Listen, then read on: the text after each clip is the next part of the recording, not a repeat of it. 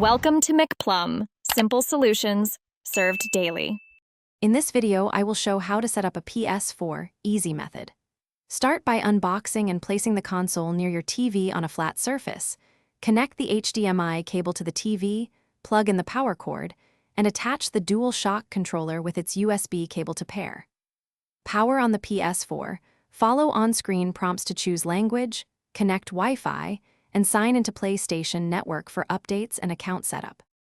Next, let's get your network and account ready in a few simple steps. Use Wi-Fi or plug an Ethernet cable for faster, stable downloads.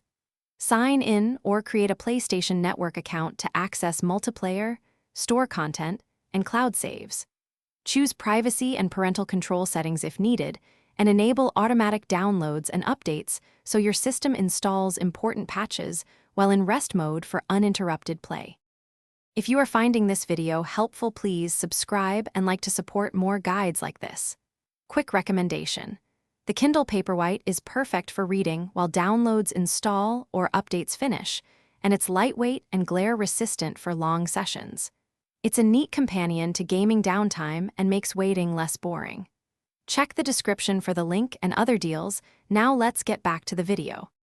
Now we'll tune controllers and system settings for comfortable play. Adjust display resolution and HDR to match your TV, then personalize controller brightness and button functions. Configure sound output, enable or disable vibration, and set power saving and rest mode options to manage downloads and controller charging. These tweaks help games run smoothly and make your setup feel tailored, so you can jump into gameplay without fuss or interruptions. Thanks for watching. Stay juicy and subscribe.